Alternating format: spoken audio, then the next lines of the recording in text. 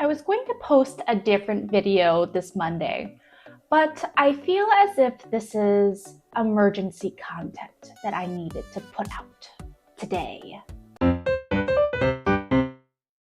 So hello, good people of YouTube.com. I am coming to you as a Big Brother fan because I think that there is some important stuff to get to the bottom of right now. And that's what I'm here to do. So take this as an open letter, because I imagine most of you probably are not a part of the production team of CBS Big Brother. But this is a direct letter to the production team of CBS Big Brother. Also, take this as a spoiler warning right now.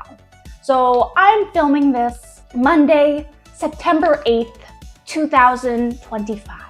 Tomorrow on Tuesday, there will be an episode of Big Brother, a special episode, because if you know, Big Brother doesn't usually air on Tuesdays, where the worst possible outcome is going to happen.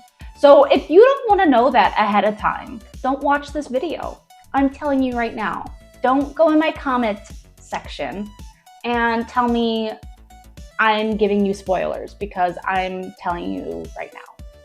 But I feel as though this is an important thing to talk about right now, because Big Brother eliminated Rachel Riley. Didn't evict her. She did not get evicted. She did not get voted out. She did not get targeted. She got eliminated from the competition from a carnival maze game? Rachel Riley, the legend, winner of Big Brother 13, honestly the face of Big Brother, got eliminated from her third season because of a maze competition. Now, if you've been on the internet and you've been aware of this situation, you've seen the outcry of fans and alums alike. I don't think I've seen a single person that's not just a straight up troll applaud this twist.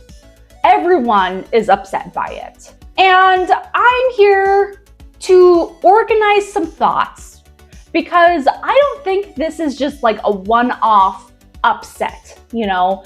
I think this has been an accumulation of disrespect for years that the production team of Big Brother has done to its fans. Because honestly, I don't think that there is a fandom more passionate than the Big Brother community. And here's why.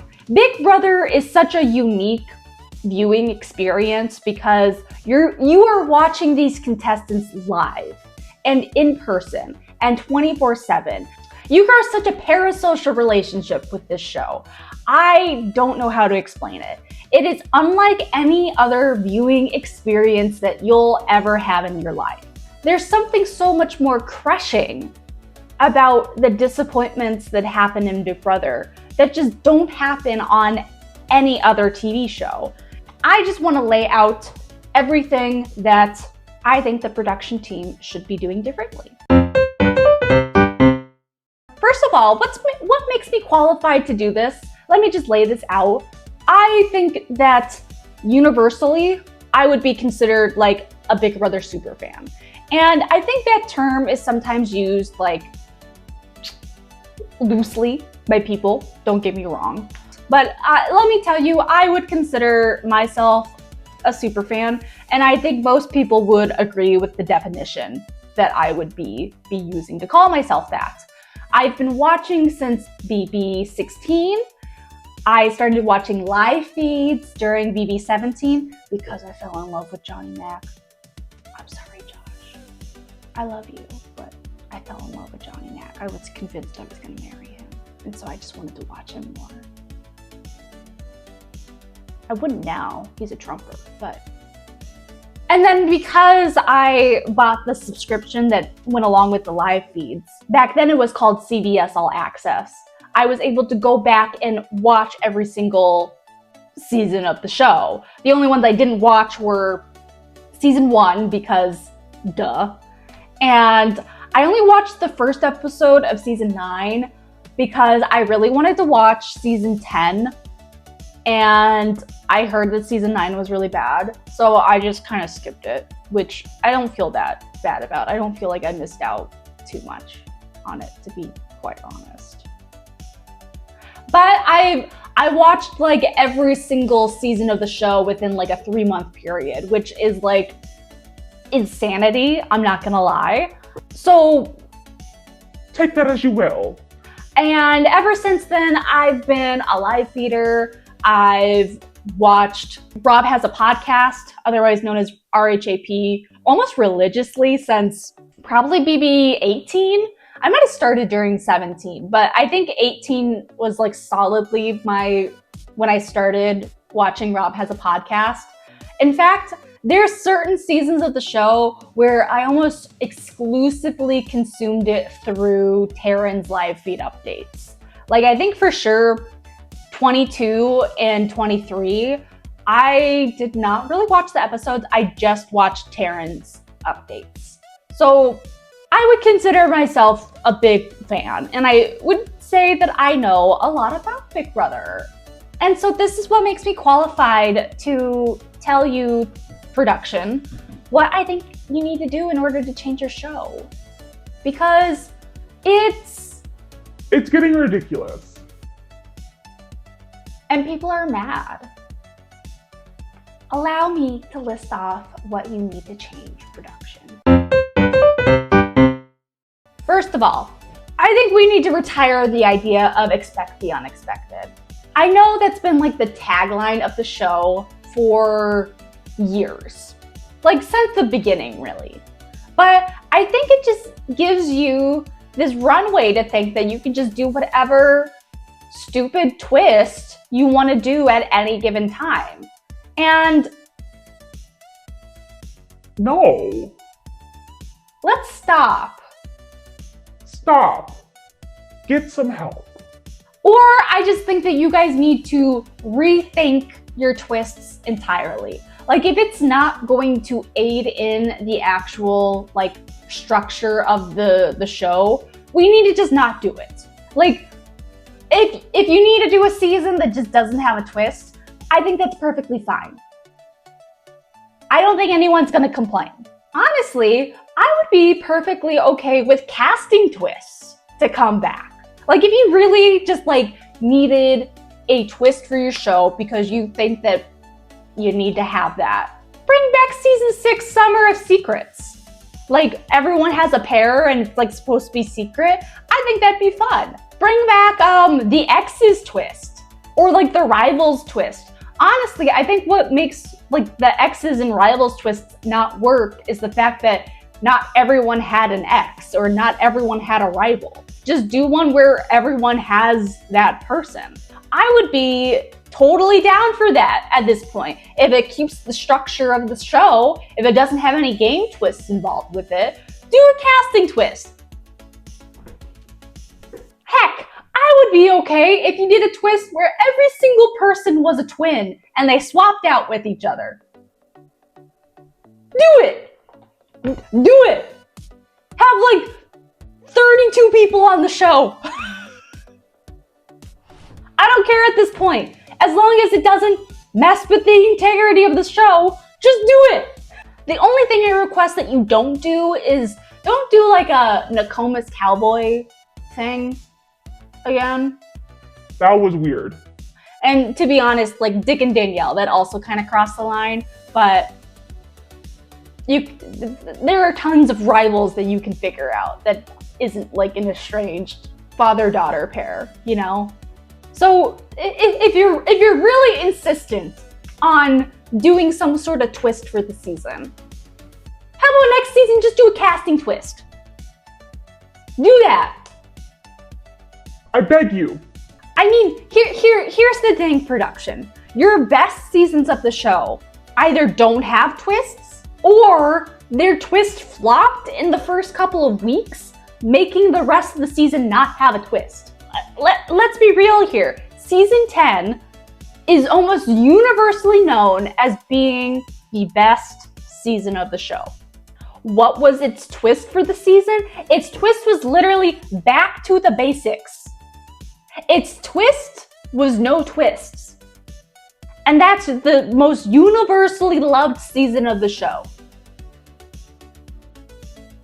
Also, two of my other favorite seasons, season 12 and season 17, are well known for being seasons that had flop twists that just stopped after the first week or two. Those are my three favorite seasons of the show, 10, 12, and 17. And they didn't have any twists, really. So let's stop. Let's stop with the twists. Can you not just look back at your history and see that twists are not what makes your show great? You don't have to do a twist. You don't have to expect the unexpected. It's your show. You can choose what you want to do with it. Now, if you really insist on twists being there, I already told you, just do a casting twist. But let me name you some ideas that I've had.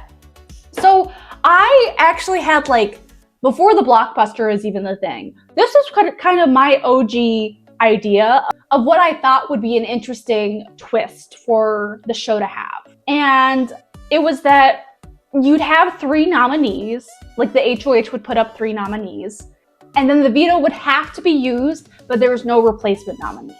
So at the end of the day, you'd still have 2 nominees on the block, but because the veto had to be used, regardless if the HOH won, if one of the nominees won, if just the rando won, it'd have to be used on one of the nominees, and then that's the 2 people on the block. And basically, my idea with that would be that it would prevent backdoors, because especially before the blockbuster, it felt like people just did backdoors just to do a backdoor.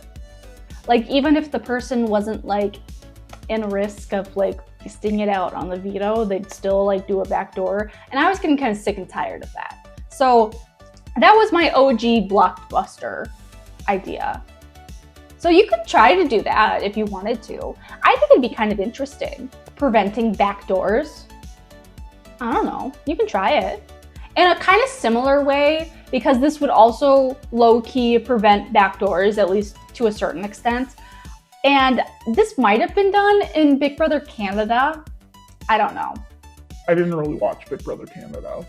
I would say have the HOH name a short list at the beginning of the week of people that they can nominate. This could be 4, 5, 6 names.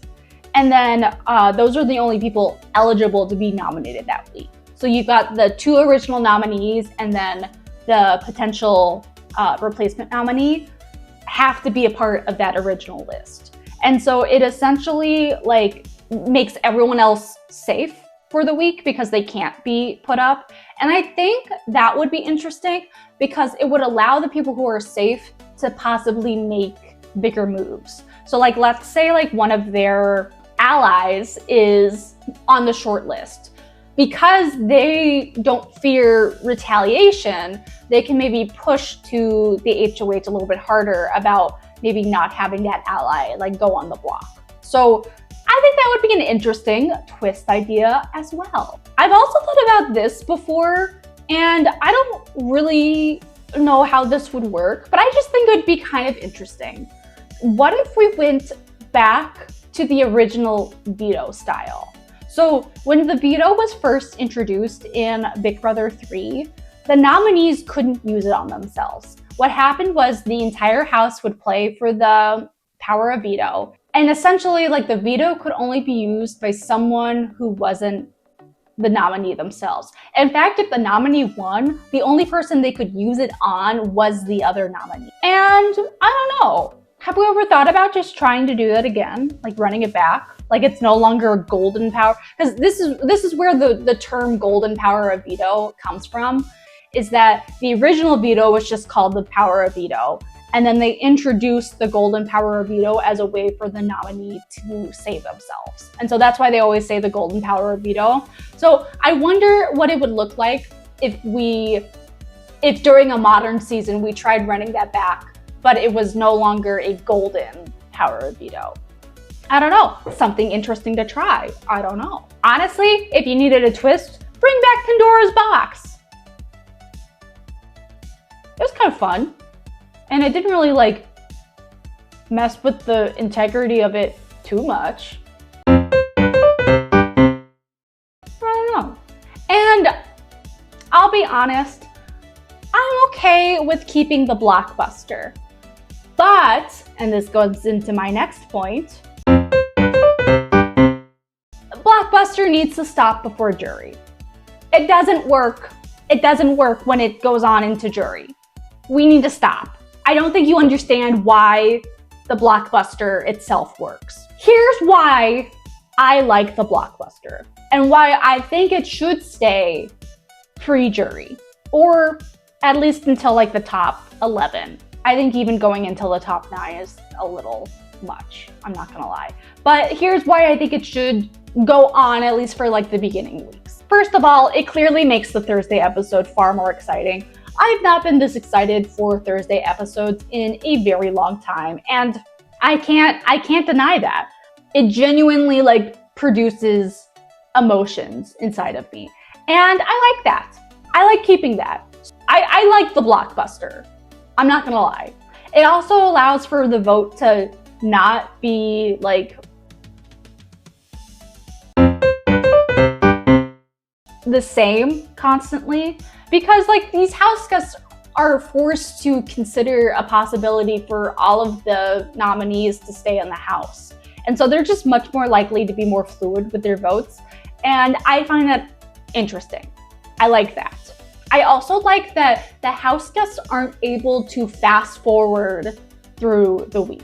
Like what's been happening in the past is that once the veto is done and the nominees are secured, it's like, all right, we know who we're voting out. We know who's going home. So let's start thinking about next week. And that's not the most exciting thing.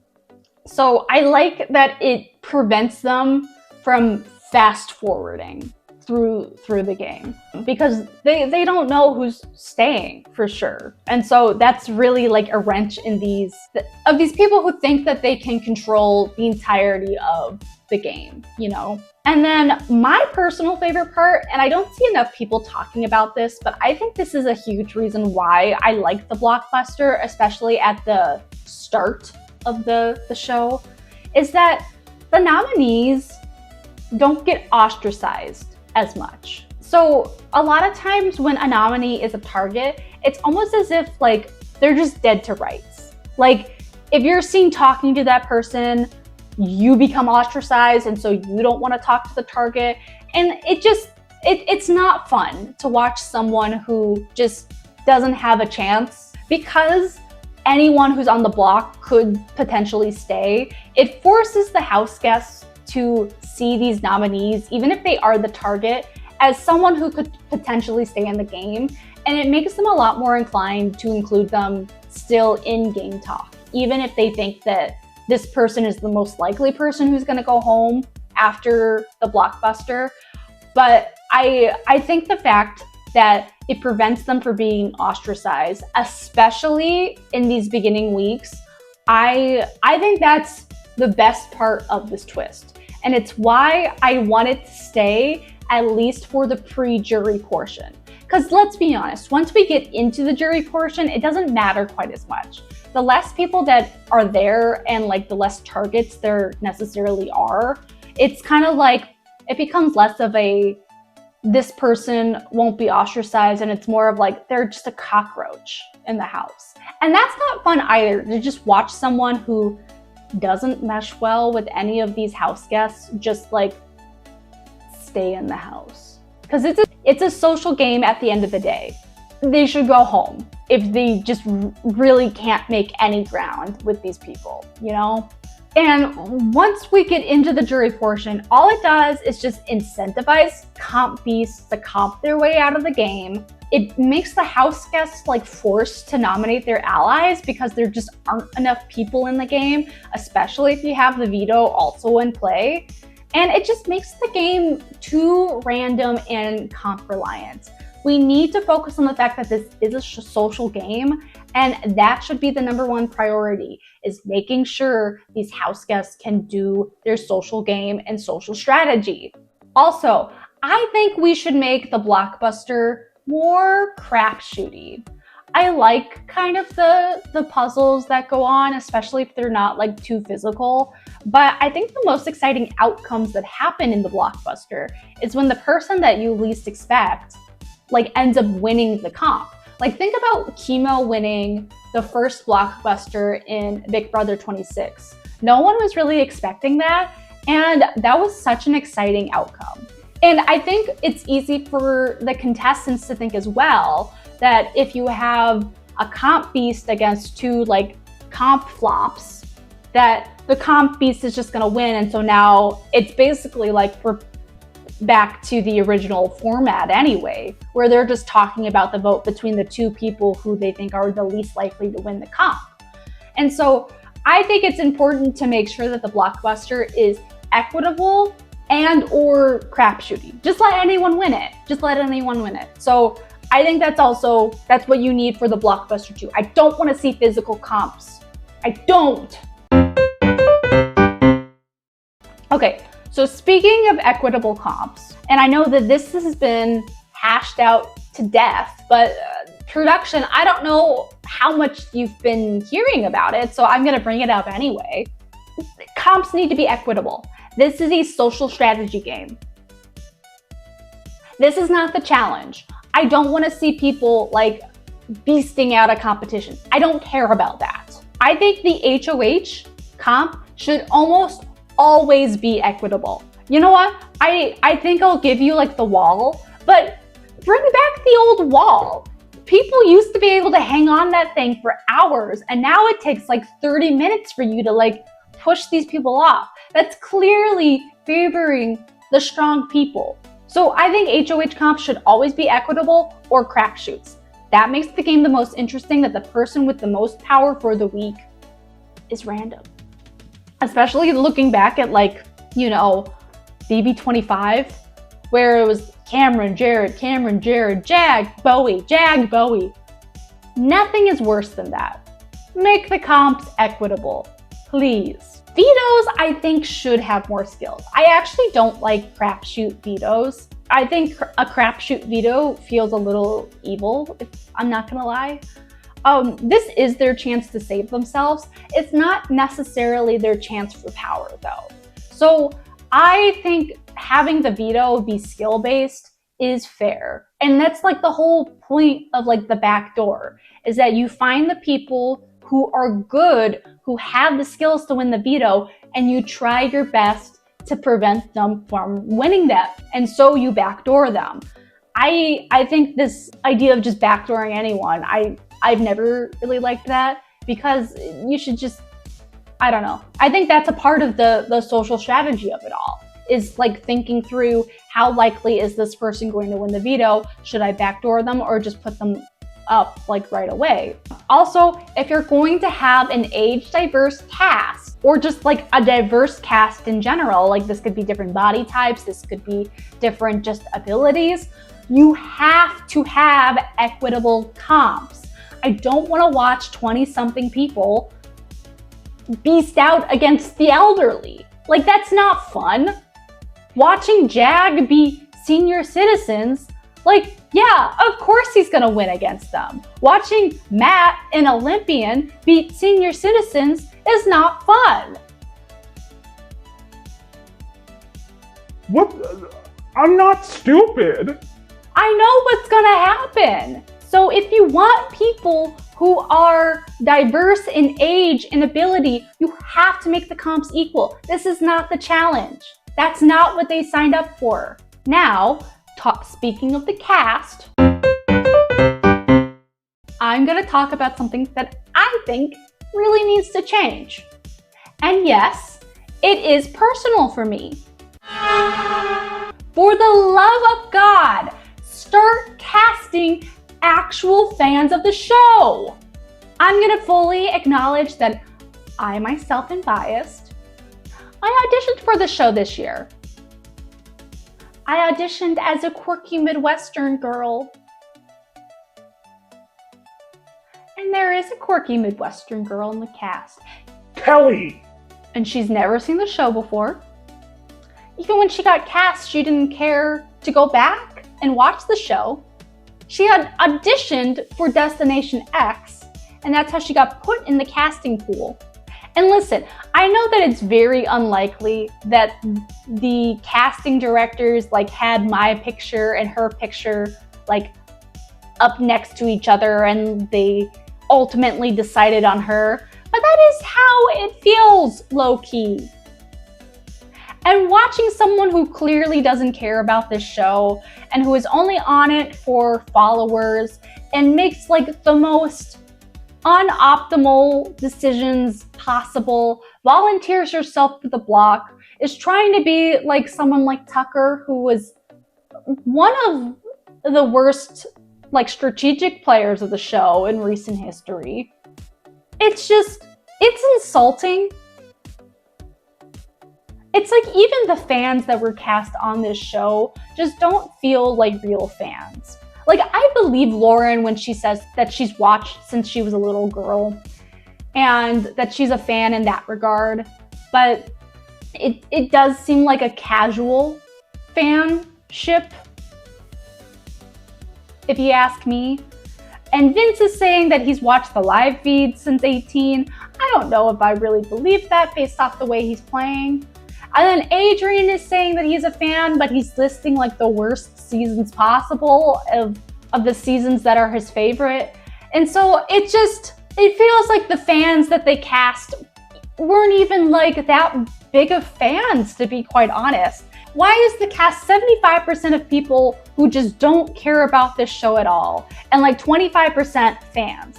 That statistic should be reversed. This show should be 75% fans and then 25% recruits.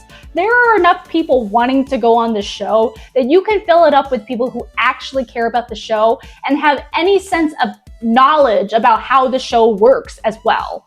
There's always this thing that people say when they start talking about recruits and fans where they're like, well, if they only cast fans, that would be super boring. And you know what? I'm going to push back on that because I don't think that's true. I think we need to stop with this narrative that if they only casted super fans, that the show would be super boring and not worth watching. You know why you think that? It's because the only super fans that they cast on this show are the stereotypical nerds. Have you seen Big Brother Twitter? If they casted people just from Big Brother Twitter, I guarantee you will get a messy and drama-filled season of the show. And it's going to be filled with people who actually know what's going on in the show, you know? You can cast fans and it will still be interesting.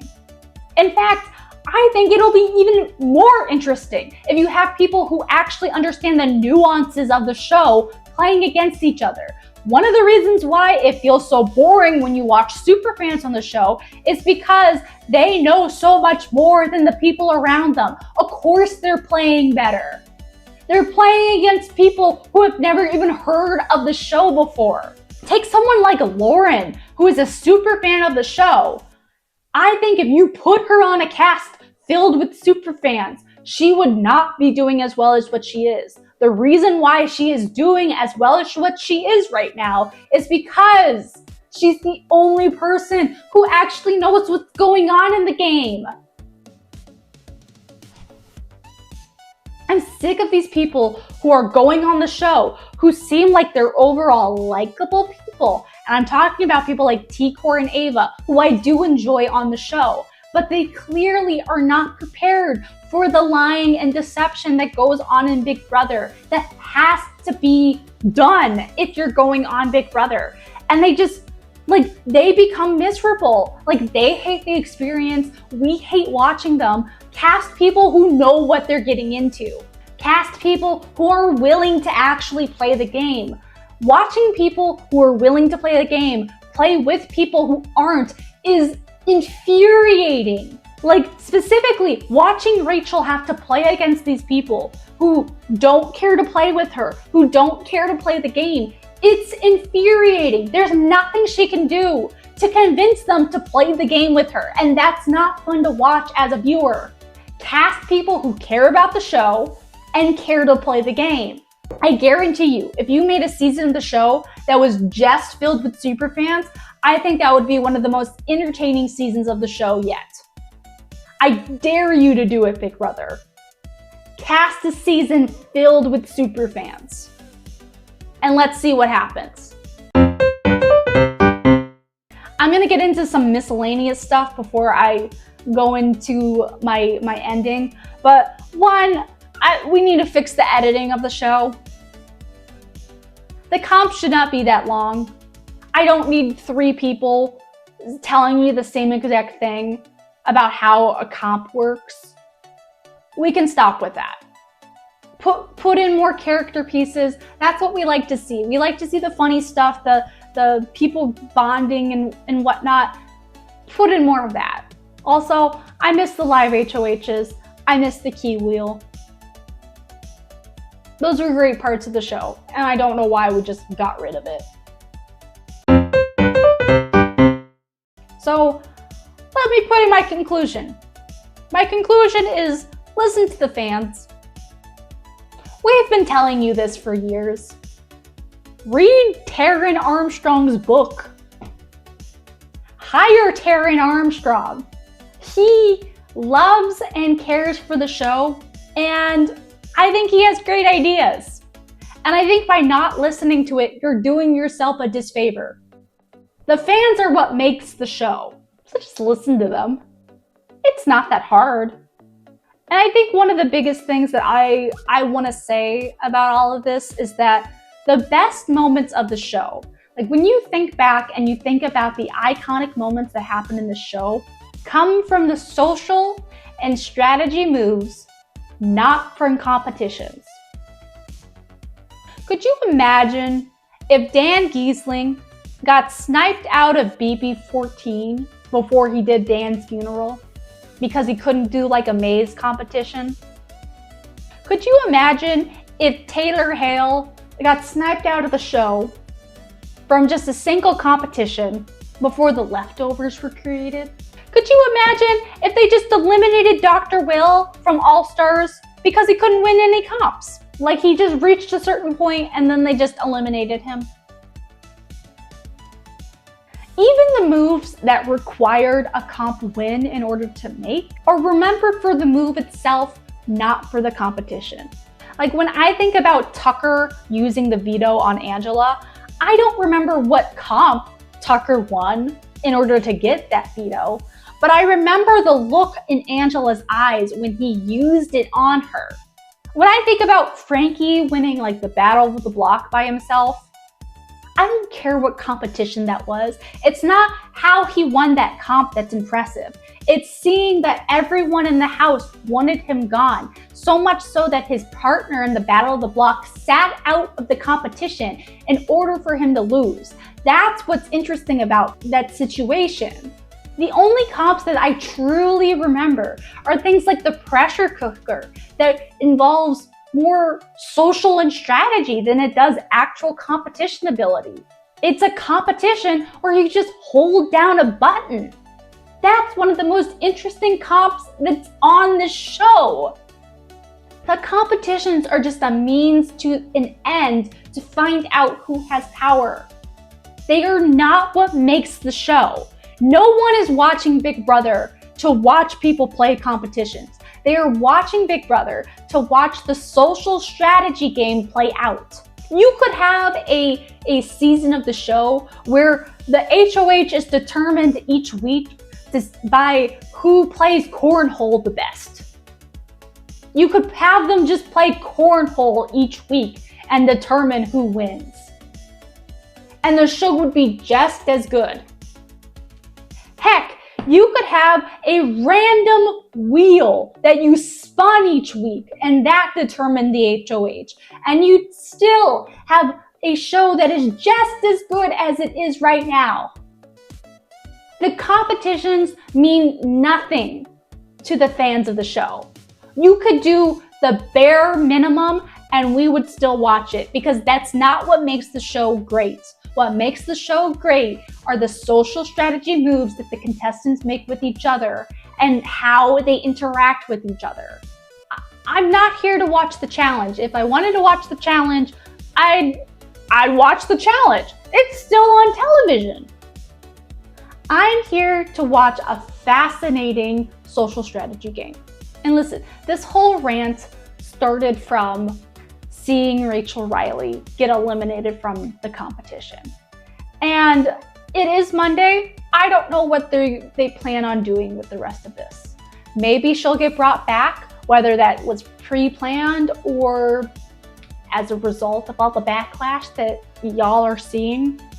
But if she is brought back, it is only a solution to one of the symptoms of what is going on, not the actual core problem itself.